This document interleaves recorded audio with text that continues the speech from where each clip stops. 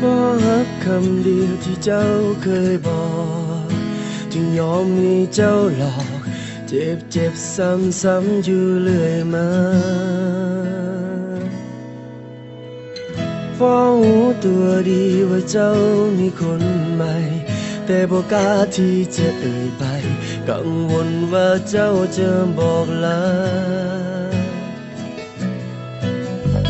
ได้ที่เก็บอาการเอาไว้ยอมให้เจ้าทำตามใจถึงทรมานที่ใจค่อยยังต้องทนฝืนเจ็บค่อยยอมให้เจ้าแทงทางหลังทางแล้วถอดแล้วแทงซ้ำๆอยู่เรื่อยมายอมค่อยยอมตายอย่างซา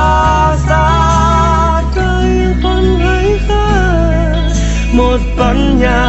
ที่จะหนีคำว่ารักของเจ้าไป